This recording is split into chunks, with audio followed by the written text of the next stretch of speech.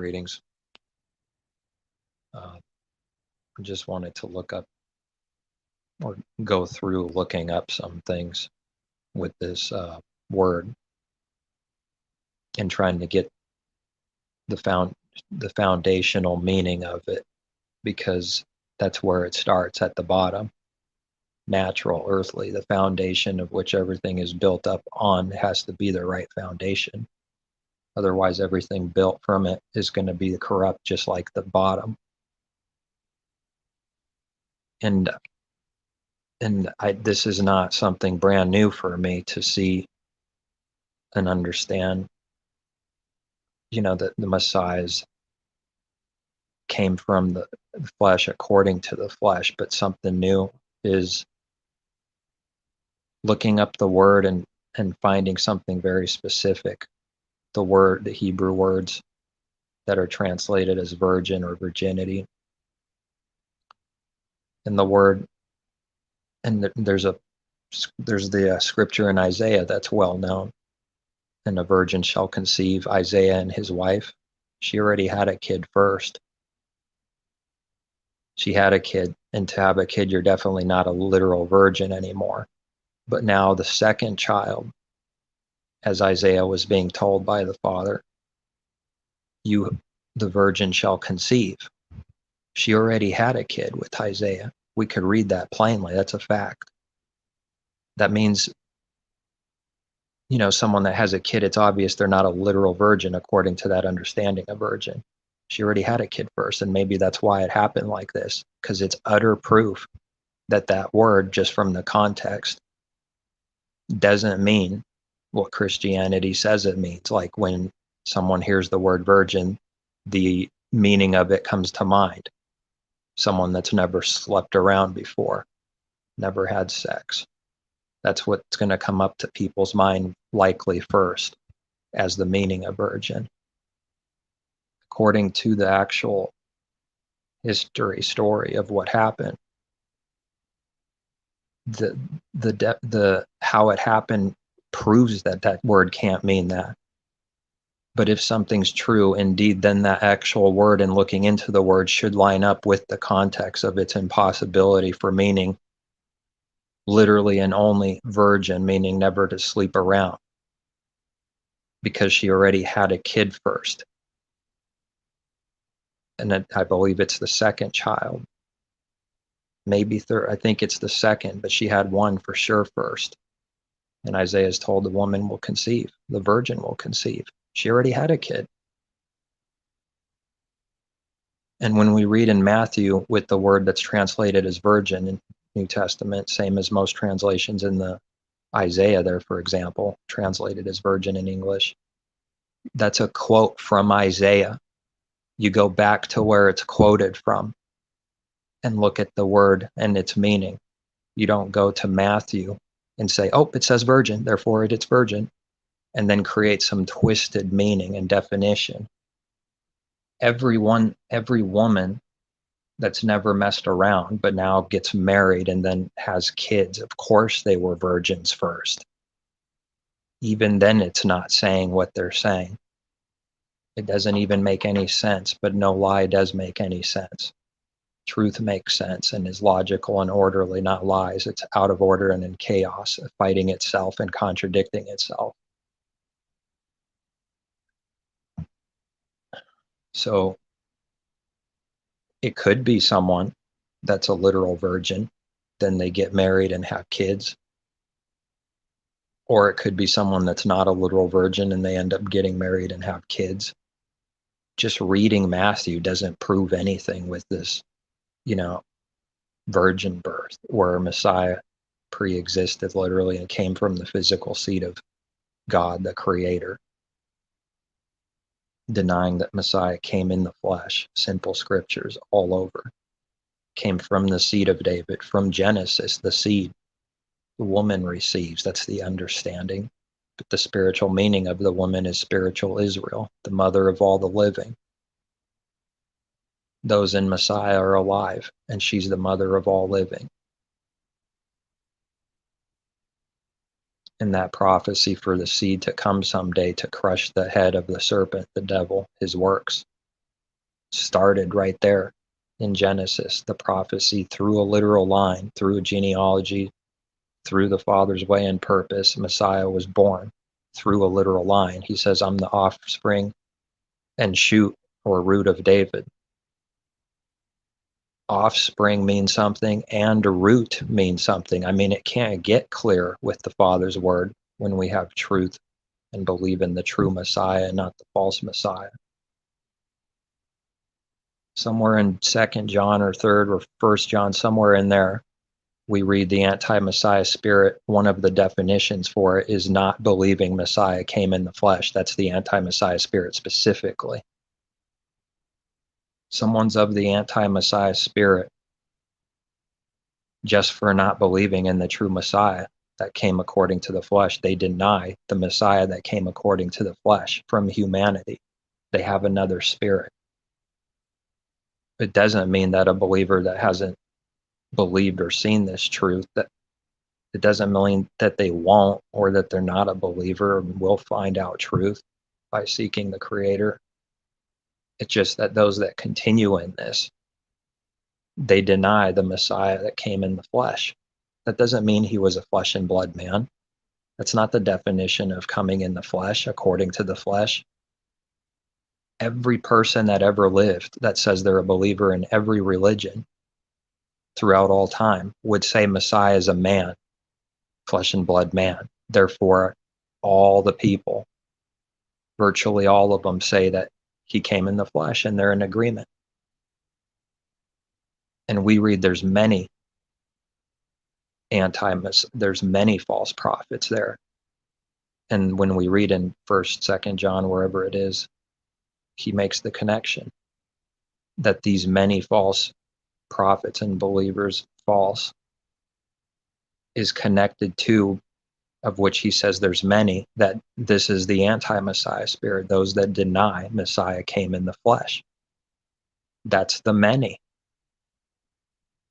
Our Father would be a liar and his word be a perfect lie, because it would be 100% everyone believing Messiah came in the flesh, because everyone would say they believe that. Everyone would.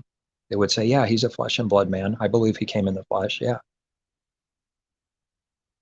What on earth are we reading then, that there's many that deny he came in the flesh and this is the anti-Messiah spirit? I guess the Father's wrong and man is true.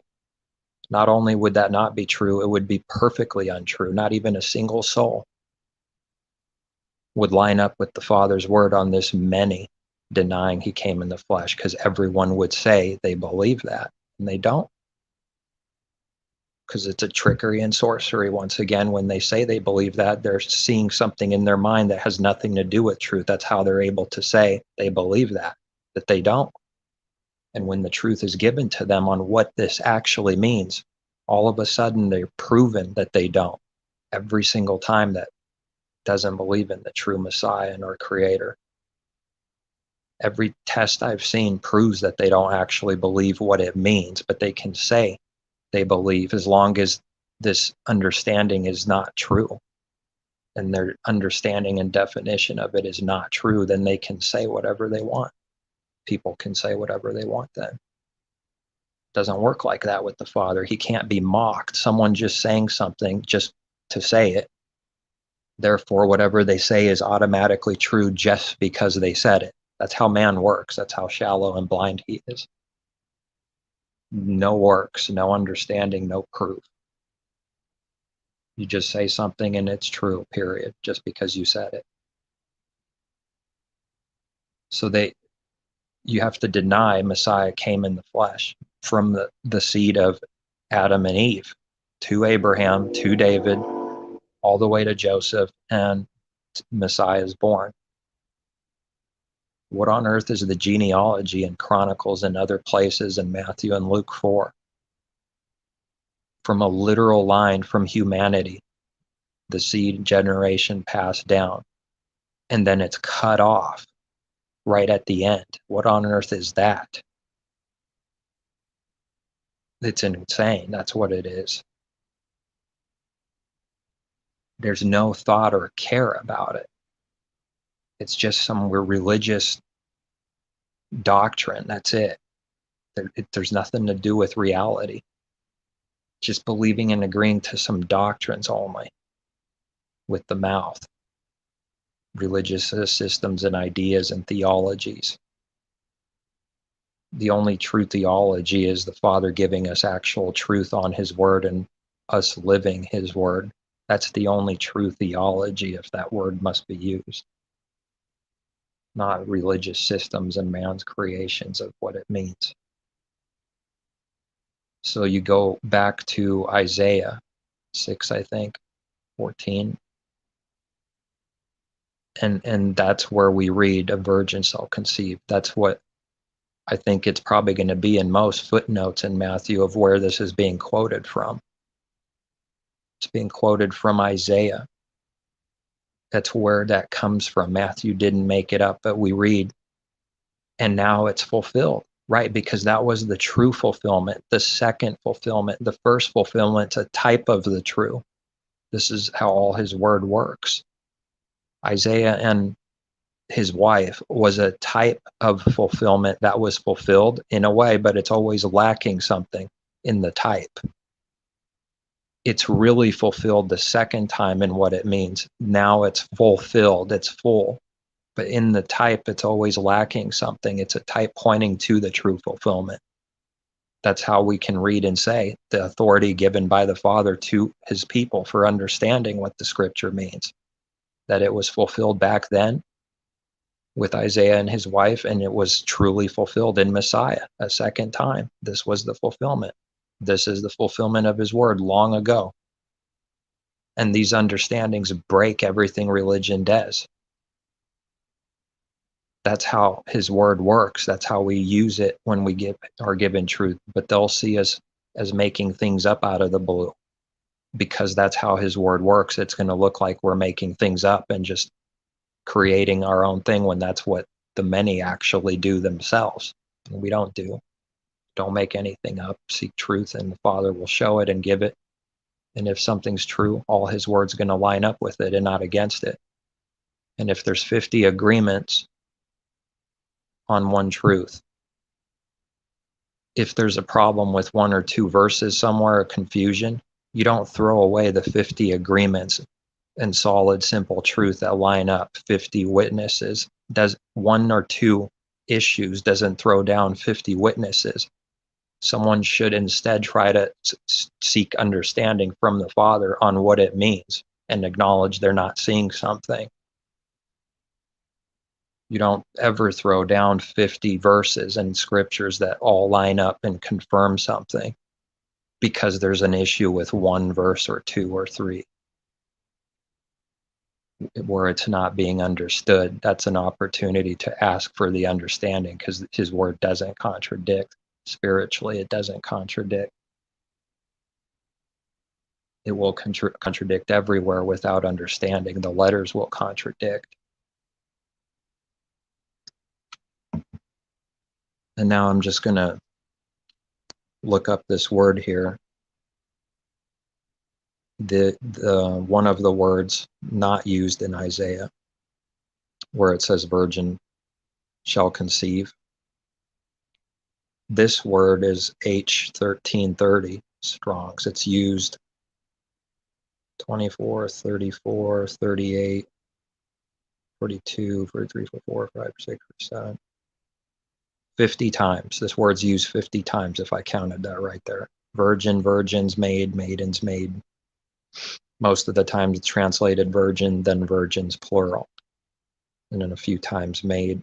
We're just looking at the Strong's, King James right now, Strong's, Concordance, whatever, just to see how many times it's used. And Brown's Driver Diggs definition just says one, virgin. That's it. It'd be nice if it had some more detail. What's the word mean, virgin definition? Virgin. Well, maybe it's because it's that simple. It should be very simple what this means. It means what it means. Virgin, you never slept with anyone before, physically, literally. Strong's definition says, unused root meaning to separate a virgin from her privacy, sometimes by continuation, a bribe, figuratively a city or state made virgin. Brown's Driver Diggs, virgin. That's it. That's the definitions when you look at Strong's there. So I looked further and did some search on this word. And I found one definition that said Hebrew Chaldee lexicon. It also said to separate, to be separate from, how did it word it? To be separate from, what's the word now? The Hebrew Chaldee lexicon. That's what I came across that. What it clearly meant and said is sexually, to be separate in this way, but it added a little more meaning. It said purity, to be pure, to be separate from, what was the word? Basically from having sex. Like the definition is virgin, as you would know it, as Christianity uses that word. This is the word 1330. This is the word that means this. That's used 50 times in Old Testament scripture. I'm drawing a blank on what that Hebrew definition lexicon, but it made it a little more clear. It says to separate, to be separated from, like, I don't know why I'm drawing a blank now, but it made it clear it means literally virgin, to be pure. And so then we look at the different uses to see how this word is used, something simple. And most of the times it's used for Israel, being Israel as a whole, and the daughter virgin Israel. Let me do this search here.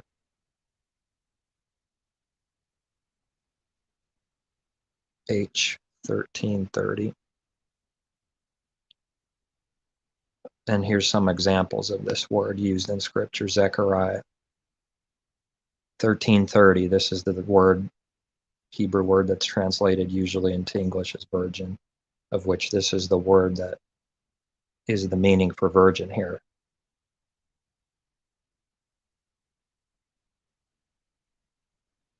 Where am I? In that day shall the fair virgins and young men faint for thirst. The virgin of Israel has fallen.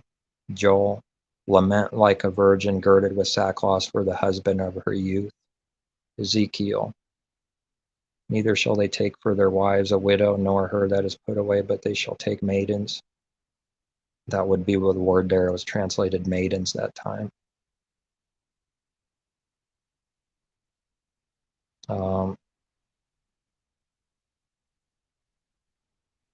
The young and the old lie on the ground in the streets. My virgins and my young men are fallen by the sword.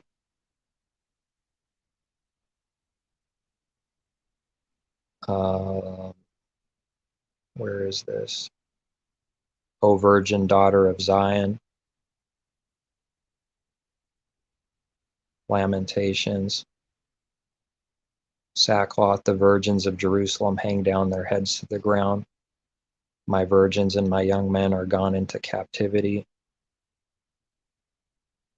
And it keeps going, and it's used, her virgins are afflicted. So I was looking for a scripture that, with the context and like meaning or an example of something in scripture with that word, to bring out within his word the meaning as another witness, besides looking up the definition of this word.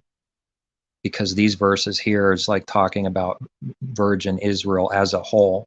I could see someone saying that this is not proof or anything. If they were to look up the word, they would find that this is to be separate, that this has this meaning, to be a literal virgin, but using the scriptures now. And I kept looking, and I'm like, O virgin of Israel. We read virgin in Revelations. This is the spiritual understanding of virgin, of his people, spiritual Israel. It's important that this word here means literal virgin, because it has to do with being clean and pure and not cheating or committing adultery with the Father spiritually. Therefore, naturally, this word means not committing adultery, but not sleeping around. It's the meaning. It's to be a virgin. Then the virgin shall rejoice and dance, and it keeps going. O Virgin of Israel.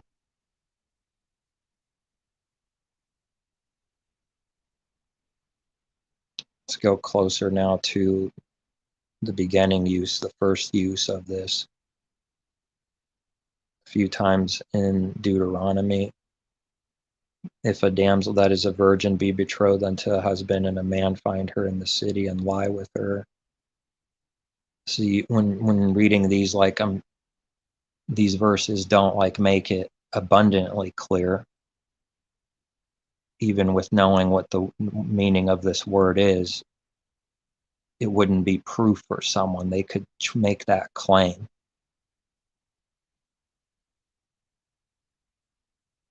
A widow or divorced woman or profane or an harlot, these he shall not take, but he shall take a virgin of his own people to wife.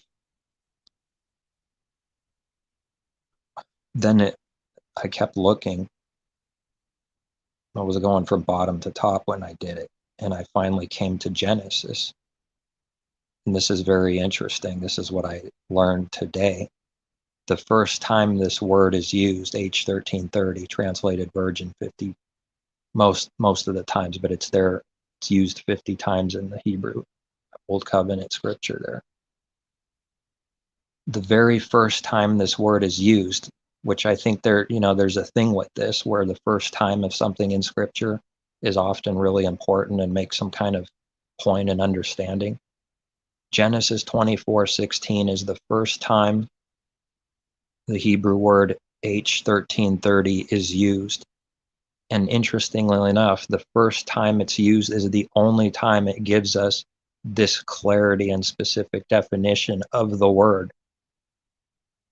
Another witness to looking up in the definition of this Hebrew word and finding it does have to do with literally being a virgin, but here's the deeper proof within his word, where the context itself brings out the meaning, and it's the only verse out of 50 times that does this thing. It doesn't do this. It's not used like this at all the other 49 times, not the same way. And I just found that interesting, that the first time it's used gives us the perfect definition. And the damsel was very fair to look upon, a virgin. In Genesis 24:16, that's the word virgin there, H1330, used 50 times. Very fair to look upon, a virgin. Neither had any man known her, and she went down to the well and filled her pitcher and came up. Finally, a verse, the first use, and the only one that uses it just like this, where it literally says, neither had any man known her. No one slept with her. That's the definition of virgin. And in verse 16, I read that, and in 16 is the first use of this word virgin, and the context supports it. The literal definition within the verse says that's the meaning of virgin, that no man has known her, slept with her. And here we have this very word right here, literally meaning this, as Genesis 24:16 proves that this word is connected to this meaning. It solidifies it within his own word. That's H1330. Now I'm going to go into the Isaiah scripture there and find Isaiah 6, I think. Let me find it. Oh, Isaiah 7:14. Therefore Yahuwah himself shall give you a sign. Behold, a virgin shall conceive and bear a son, and shall call his name Emmanuel, which is to be Elohim with us. Right? That doesn't mean the Messiah is the creator. To see the Father, to see Messiah is to see the Father. The Father is with Messiah. Therefore, the Father is with his people. It's through this understanding. And to receive the Father's Spirit is to know the Father, is to have him, It's for him to be with his people. I will be with my people. Messiah is the first perfect example of obeying the Father's every word and keeping the commandments. In this way, the Father is with us through Messiah. And so now this virgin shall conceive. When you read wherever it is in Isaiah about Isaiah and his wife, you find she already had a child first. This is the second one, I believe. She already had one for sure. That means she would have lost her virginity. How can the Father say a virgin shall conceive? How does a literal virgin conceive anyways? If someone is conceiving a baby, that means they're not a literal virgin. How can you call someone a virgin that's pregnant? You know, it puts some serious blasphemy and stupidity on the Creator. Nevertheless, I did all that just so we can get to this word and see that it's a different Hebrew word. H5959, used only 7 times, translated made virgin virgins. It's a completely different Hebrew word than the other one that's used 50 times. And in Genesis, the word was used in Genesis, a different Hebrew word than this in Isaiah, where a woman she knew not, and no man had known her. She didn't sleep with any man. Genesis 26, wherever that was in Genesis 16. That's where that other word was, and it gave us the definition of it. If that word was used here, I'd have a problem with what I'm saying and what I believe, because that word, looking up the definition and then seeing the meaning in Genesis there connected like that, that would be the word to use if some virgin conceived that had a kid without having sex. And people will go into crazy extremes on getting pregnant without having sex to try to prove their Trinity, God and Messiah being God, the Creator. The biggest blasphemy that there is. Denying Messiah came in the flesh according to the seed of David, from the offspring and root of Judah. And the root is the bottom, it's the beginning, it's the connection to everything else on the tree. He's connected to humanity and the lines and genealogy going back to Adam and Eve. Born according to the flesh, in the flesh, according to the seed of David, from the loins, from the inward parts of David, the bowels, from within himself, also from Abraham, also going back through the line to Adam and Eve, which would have went through Noah and through the line after Noah and after all that time that passed, and Messiah was born. And now when we read, it's going to sound a little like what someone wants to believe. That's how it is with all his word. The Father deceives everyone that doesn't trust and believe in him and do his will. They'll end up with lies and death. They'll end up lying and deceiving people because they wanted something to be true before ever wanting truth. They already wanted that to be true. They're digging and searching and wanting that to be true. Therefore, that's what they will see. They wouldn't take the time to do a simple word study even and have a foundation of what this word means. It seems pretty important to at least do the basic, simple thing. And if the foundation is contradicting and exposing this virgin birth, where Messiah came from heaven or something literally, pre-existing, and is God and divine, the earthly, the divine, split into two different people, it destroys it already right from the foundation here. But the Father has to give the understanding. But nevertheless, this is tested it with the words, and the test failed.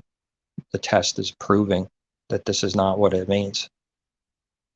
Like virgin, as they say, someone that's pregnant's not a literal virgin. Hello? If they conceived for a reason. It's because they knew each other, like the scriptures use that word know. It's because they are not a literal virgin anymore to have baby to be conceived. H59:59 is used in Isaiah. That verse is quoted by Matthew. We have to go back to the scripture and the word of which Matthew is quoting. It doesn't matter what someone does when they read there in the New Testament with the Greek and the Greek word. It's being quoted from Isaiah. You go back to where it comes from first and find out that this word, the Father could have used the word that absolutely means virgin. And Genesis gives us the simple definition, not knowing any man. He could have used that word. Why would he not use that word and use a different Hebrew word? It's insane. The other word is representing purity for Israel. That word does mean virgin. Strong's definition for this other word in Isaiah 59:59, a damsel, a maid, veiled or private, virgin. Brown's Driver Briggs definition, virgin. Right. And we're speaking of the meaning of this word. Just because we read virgin in English, it has nothing to do with being a literal virgin according to their understanding. It means virgin, young woman of marriageable age, maid or newly married. That's it. Those are the only definitions right here, anyways. It's beyond that this word could be young woman or marriageable age. That was what happened. There's more than enough room for what this word means for that to be true. Everything else doesn't even work. It's a contradicting lie. A different word was used here. So when we read Matthew, this is where he's quoting it from, a different Hebrew word than the one that absolutely does mean virgin. H13:30 does mean virgin. H59:59 does not have that meaning and only meaning. It has a different meaning. That's why it's a different Hebrew word. And I never understood how someone can be a virgin if they're conceiving. You can't, that never happened. No one does this. This is not reality. If someone's conceiving, that means they received seed, that they're not a virgin anymore if they conceived. Adam and Eve didn't accidentally have kids from not knowing each other. Eve wasn't a virgin when she conceived and had children. It's adultery also. Notice how many things are going against this false Messiah and virgin birth. Everything's going against it. It's nothing but lies and contradictions. And from every angle that exists, name it, it's contradicting and lying. It's the truth. It's a simple truth, powerful truth, that Messiah was born, the second Adam, the type of Adam from humanity, the one that the Father worked through to be the sacrifice for sin and reverse the curse of the first Adam. Both men, one sinned, one did the righteousness, both men, and from humanity and both human. You know, it's amazing. And we follow the pattern of Messiah to be not living of this world, giving up our own ways and dying to who and what we are and denying self to do the Father's will, which is going to be it's going to cost someone their life in this world. They're going to have to die to who and what they are and be hated in this world because the world cannot love him. The world cannot know him. There's not billions of believers in the world. There's never been many. It's always been few. According to his word, over and over again, there's always been few. From the beginning to the end, that's true. But at the end, it's fewer than the normal few because it's going in the pattern of Noah's day. Less and less believers on the earth going towards the end. Less, not more. You know, it's amazing what they're projecting. They're projecting the exact opposite. Everyone's being saved. Everyone's being converted into this Kundalini spirit. The masses are being converted and everyone believes. They don't care about truth. They don't care about sin. They don't care about learning and growing. They don't care about his word. They don't care about anything. It's just some wave to get on and ride, some carnal religion wave where you can be saved and try to comfort yourself because of some kind of doctrine you say you agree to. Nothing to do with reality and truth.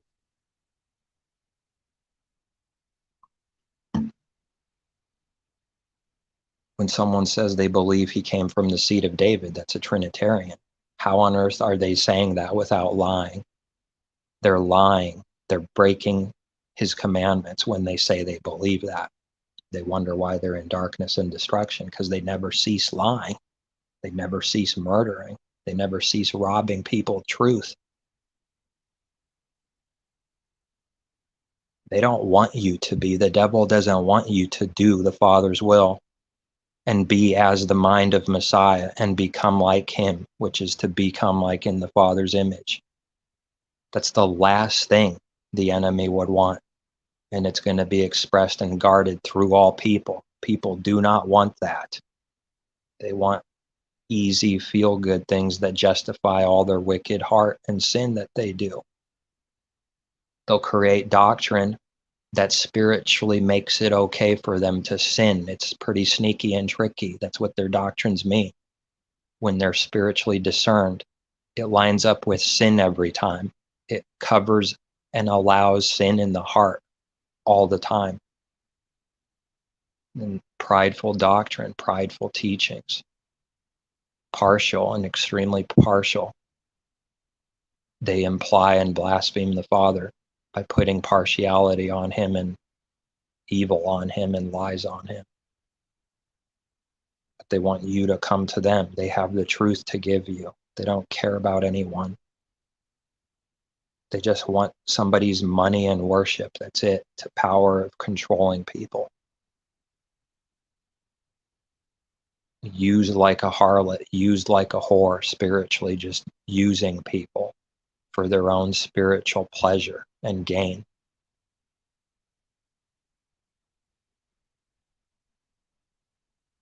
Pride always thinks it's wise. Anyone that's wise in their own eyes, there's more hope for a fool than someone who's wise in his own eyes. We read Proverbs. It's hopeless to be wise in your own eyes. You never have the truth, never live it.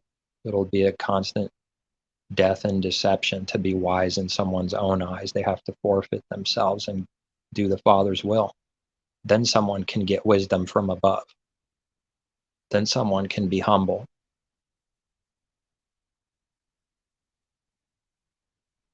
I think that's all the connections I had with the word here. Whatever is true, everything will support and point towards the truth. This really happened, though. Isaiah did have a kid from the young maid and woman, of which she already had a kid before the so-called virgin birth with the second kid of Isaiah. You can use this, you can say virgin now with understanding what it means. I can do that without any, with a clear conscience, I can do that. But saying that, the vast majority of all creation and religion, if they heard us say that, they would already think what they believe that means. So they always will believe that they think they know what it means. That's how it is not to hear his word. Messiah is telling them truth.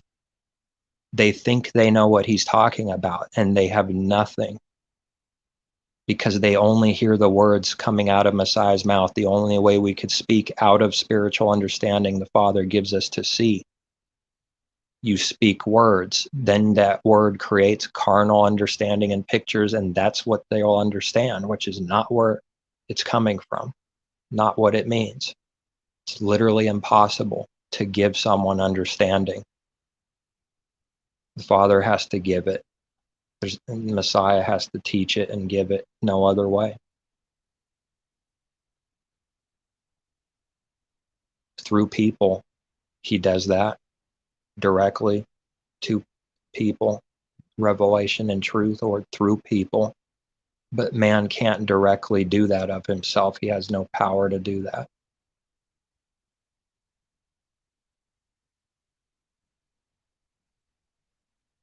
If the understanding for not naming any false gods with our mouth was some kind of carnal understanding, that means Messiah sinned because he said Beelzebub. He said with his mouth a false god and demon. And we read Messiah didn't sin. He said it with his mouth. How come he could do that without sinning? The carnal man has no clue what his word means and what the commandments mean at all. He stops doing that naturally and literally and makes himself self-righteous for doing it and better than others, rises in pride. Then if you hear Messiah saying Beelzebub, the carnal wicked man points the finger and says, you're wicked. You aren't supposed to say those names with your mouth. Don't you read? Not to utter the names of these false gods? While Messiah says Beelzebub right in their face, they have some good reason to point the finger and call him a sinner. They're talking about themselves. They only do that to cover that they're the sinner that does what they condemn, that they do that very thing themselves. The reality of that they do. They break this in their heart, the only real meaning. They have false gods in their mind and heart, in spirit, another spirit. Yes, it can be said if the understanding's given and the intention of the heart is lawful and pure, then you can say a false god with your mouth without breaking that command. It's possible.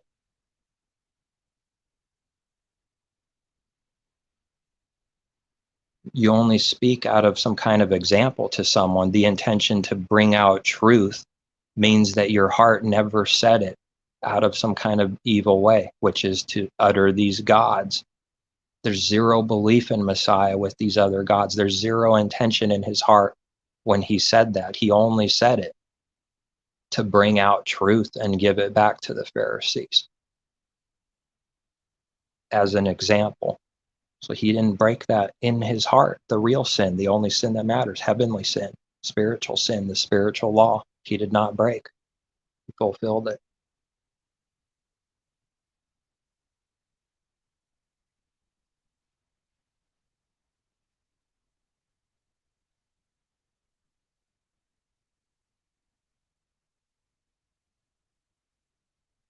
Well, I mean, who cares anyways? The world don't care.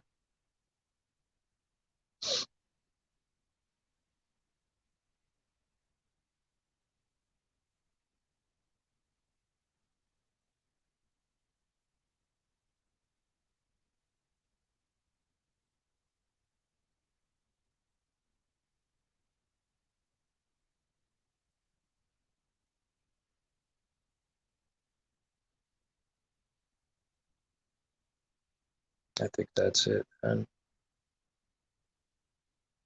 I just found it amazing today, though, just seeing that other Hebrew word used. Its first use gave us the actual, real, and only definition of that other word that was not used for Isaiah. Therefore, it's not used in Matthew. It's not used when we read it in Matthew. Doesn't matter that it says virgin and the word is translated virgin. It's being quoted from Isaiah, and in Isaiah that Hebrew word does not mean virgin like this. All right, peace, take care, seek truth from above.